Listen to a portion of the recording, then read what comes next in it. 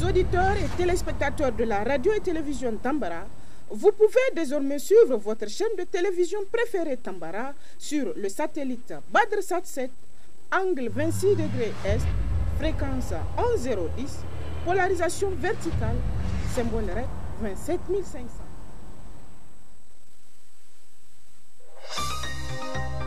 Suivez le journal avec STM Transport Voyageurs. Une nouvelle façon de voyager.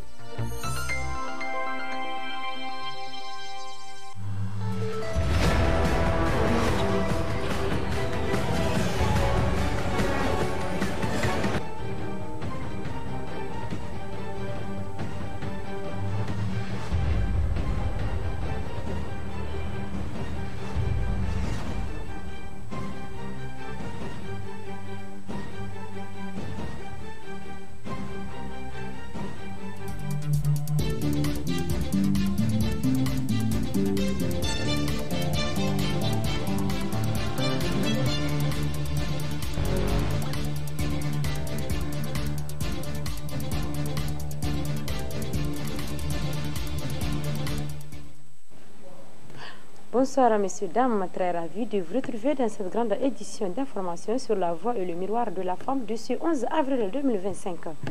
L'administrateur délégué de la ville de Niamey, le colonel Soumana Granki, a effectué une série de visites sur les grands chantiers de la région de Niamey pour constater de visu l'état d'avancement des travaux et donner des instructions pour le respect du délai imparti. Ibrahima Issaka Abdelkader pour ce reportage. Cette sortie de l'administrateur délégué de la ville de Niamey, colonel Soumana Aboubakar Garanké, ce 9 avril 2025, s'inscrit dans le cadre de vérification de l'état d'avancement des travaux du projet de réalisation des ouvrages de drainage, collecteurs, caniveaux et chaussées drainantes, chaussées bitumées dans le volet reconstruction dans la ville de Niamey. Des travaux qui vont concerner les 5 arrondissements de la ville. Niamey-Niala, boulevard Bouhari, école Galaxie, a constitué la première étape de la visite, longue de 2257 mètres. Les travaux de terrassement finis de PK 0 plus 825 au PK 2 plus 257 et en cours du PK 0 825 au PK 0 plus 00. Les travaux de mise en œuvre de la couche de fondation fini du PK 0825 au PK 1 plus 700. La deuxième étape de la visite nous a conduit au quartier Bobiel, précisément la voie station Ola Pharmacie Gowal, où les travaux de terrassement en cours avec un état d'avancement de 90%, les travaux de corps de chaussée à 12,82% et les travaux de mise en œuvre de la couche de fondation fini du PK 00 au PK 400. La troisième étape a été au niveau du rond-point de la francophonie où la saison pluvieuse a toujours constitué un calvaire pour les riverains, mais aussi pour les automobilistes. L'administrateur délégué a constaté le démarrage des travaux de caniveaux et en a profité pour s'adresser à la presse. Il viendra que l'année passée, pendant la saison hivernale, nous avons déploré l'état de dégradation des routes. Nous avons déploré le fait que les eaux ne se drainaient pas sur certains axes. Et donc c'est une réponse que nous avons trouvée par rapport à ces défis, notamment à travers le PUDIREM, qui est un projet pour le développement urbain. Donc à travers ce projet, nous avons identifié tous les points critiques que nous avons déplorés l'année passée pour leur apporter une solution. Et ce sont ces chantiers qui ont démarré par la grâce d'Allah et que nous sommes venus visiter aujourd'hui pour le bonheur des populations, en espérant que d'ici la saison pluvieuse prochaine, nous n'allons plus connaître les calvaires que nous avons connus l'année passée. Donc vraiment l'état d'avancement des travaux est satisfaisant et nous osons espérer que d'ici là nous allons trouver vraiment des chantiers finis et réceptionnés pour le bonheur des populations de la ville de Niamey. Et c'est le lieu, comme j'ai dit, de remercier le PUDIREM parce que c'est des programmes d'urgence qui ont été diligentés par les plus hautes autorités de ce pays pour permettre à ce que la ville de Niamey puisse avoir quand même des chaussées, des routes praticables pendant la saison pluvieuse. Donc ce sont des travaux qui devaient se faire en 3 ans, qui ont été ramenés en 1 année en travaux d'urgence au profit de ces populations. Et donc ce que nous avons connu l'année passée a trouvé une solution. Et comme je l'ai dit, Inch'Allah, d'ici la fin de la saison pluvieuse, vous allez voir que ces tronçons-là ont été réceptionnés, Inch'Allah. Nous lançons un appel à la population. Il vous souviendra qu'il y a eu un communiqué de la ville de Niamey pour appeler en fait la population à collaborer et à libérer les emprises de ces routes qui sont les leurs. Ces routes, on les fait pour eux, ce n'est pas pour quelqu'un d'autre que nous sommes en train de faire ces routes. Donc ils doivent tenir compte de tout ce qu'il y a comme réglementation pendant les travaux et aussi après les travaux, parce que ce sont des joyaux qui doivent s'entretenir.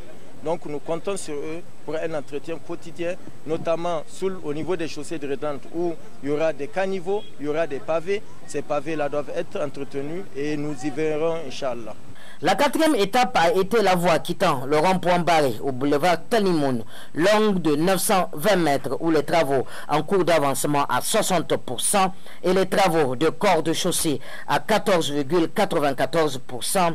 Et concernant la mise en œuvre de la couche de fondation finie du PK 0 au PK 275. De l'école Mamar, toujours allant au boulevard Tanimoun, a constitué la cinquième étape de la visite de l'administrateur délégué de la ville de Niamey, longue de 272 mètres, où les travaux de terrassement en cours sur toute la section du PK 00 au PK 272.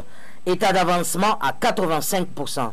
La suite du pavé de Bassora, longue de 1048 mètres, a été également visitée, où les travaux de terrassement en cours, état d'avancement à 90%. Il faut noter que tous ces travaux sont exécutés par l'entreprise créée par des Nigériens pour servir le Niger avec une grande fierté, l'entreprise Moré.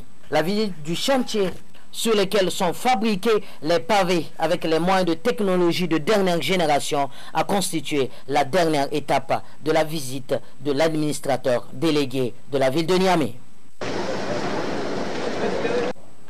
De plus, avec la ville de Niamey, une surprise visite de l'administrateur délégué chez certains établissements de la capitale pour leur faire part de certaines mesures prises par son entité qui consistent au versement du moindre centimètre carré utilisé hors de leur cadre de vente. Retrouvons le colonel Soumar Granki.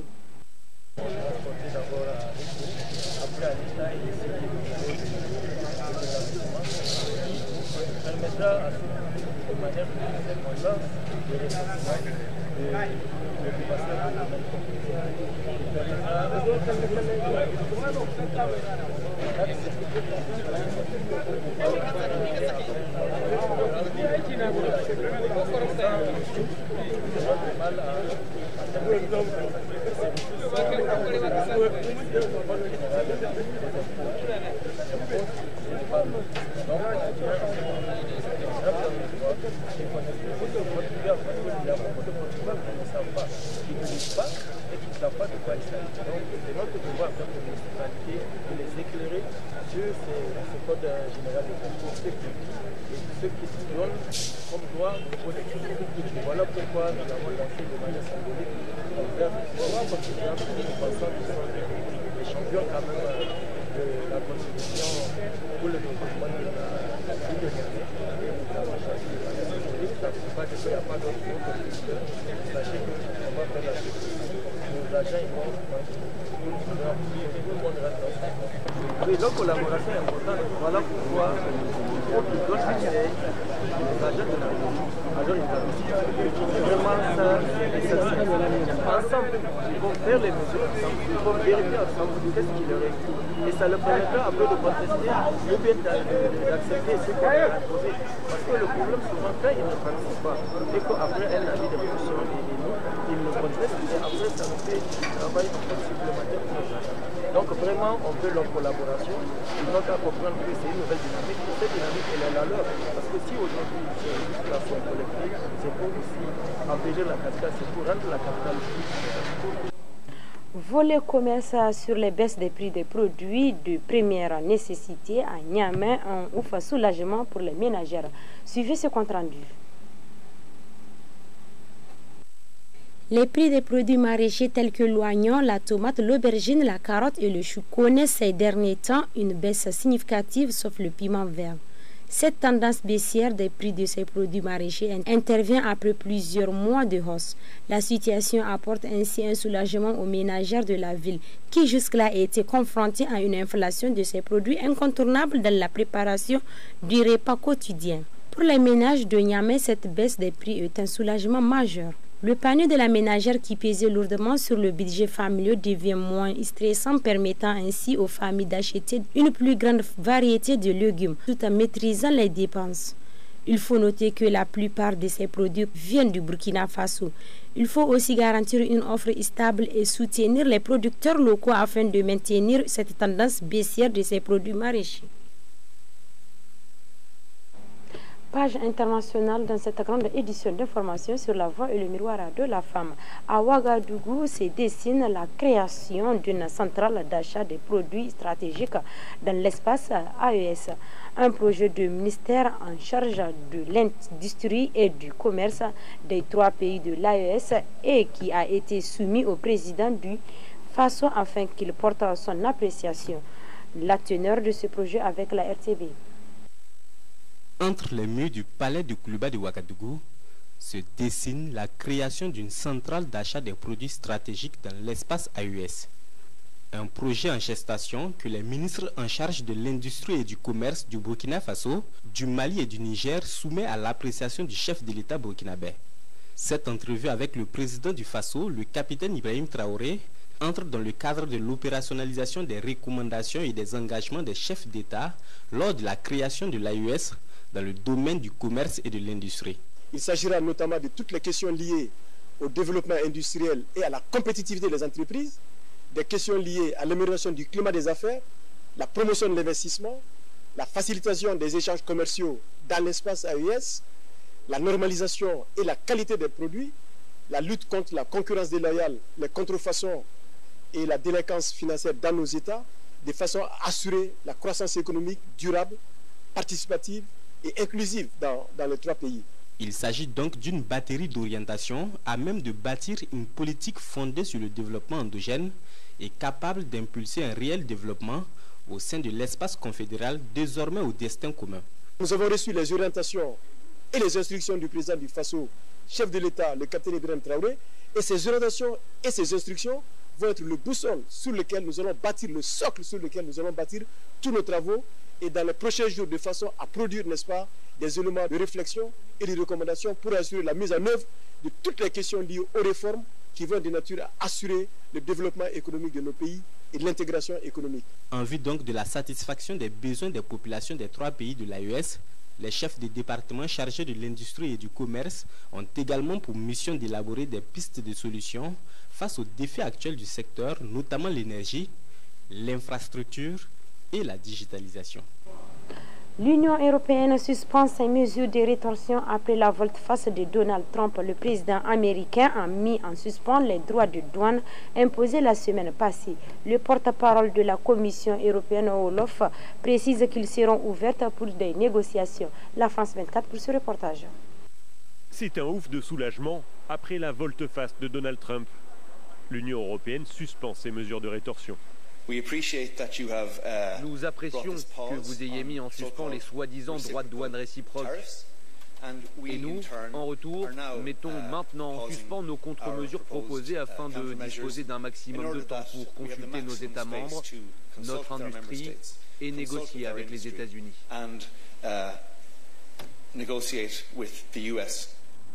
Concrètement, les surtaxes européennes devaient répondre aux 25% de droits de douane sur l'acier et l'aluminium annoncés par Washington mi-mars.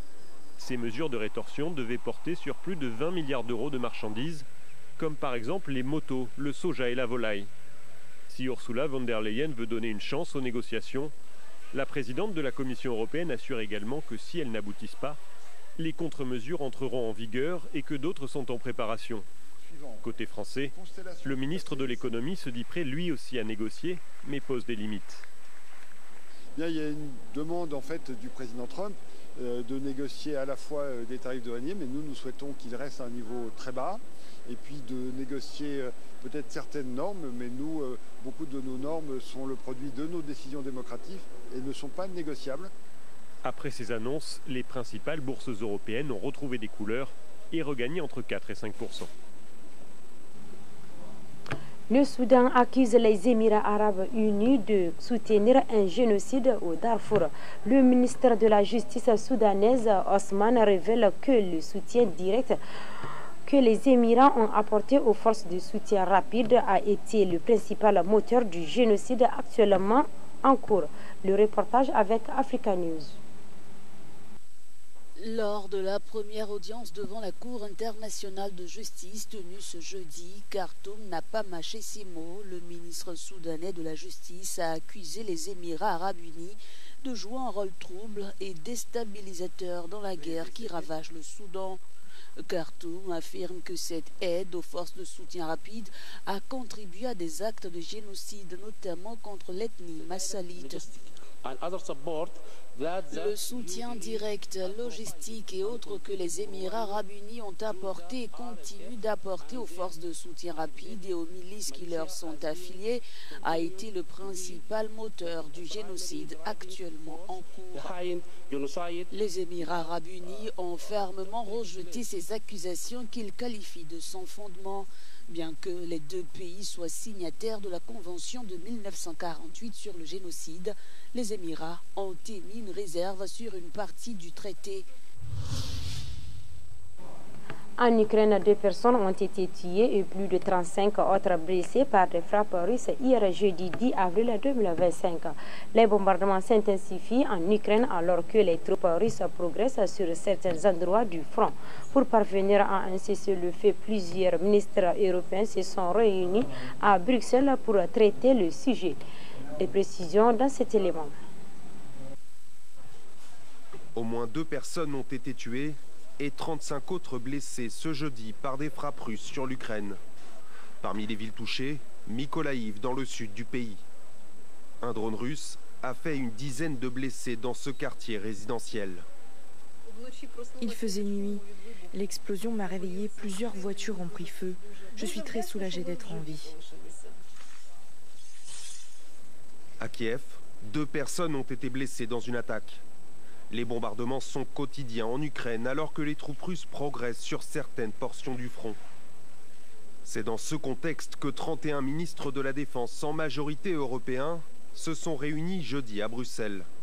Objectif, définir les contours d'une force de réassurance destinée à empêcher toute nouvelle attaque de la Russie après la signature d'un cessez-le-feu. Aujourd'hui, nous avançons unis, prêts à sécuriser l'avenir de l'Ukraine après la conclusion d'un accord de paix. Notre objectif consiste à accélérer ce processus.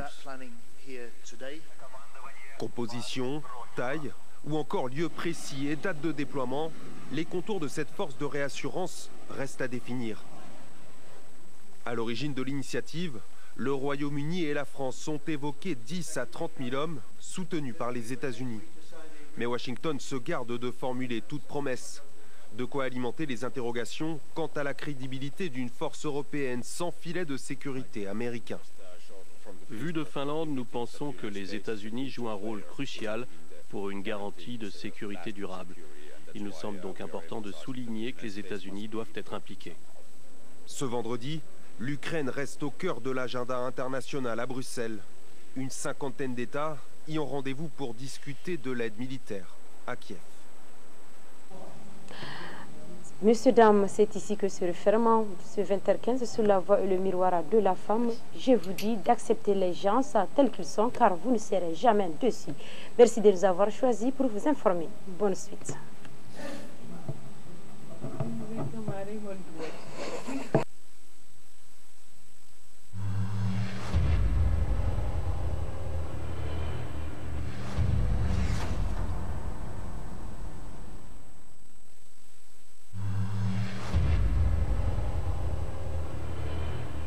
Chers auditeurs et téléspectateurs de la radio et télévision Tambara, vous pouvez désormais suivre votre chaîne de télévision préférée Tambara sur le satellite BadrSat 7, angle 26 degrés Est, fréquence 11010, polarisation verticale, symbole REC 27500.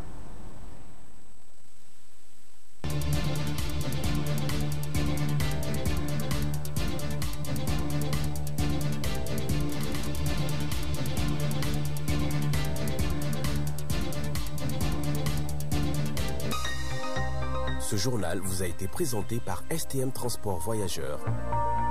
Une nouvelle façon de voyager.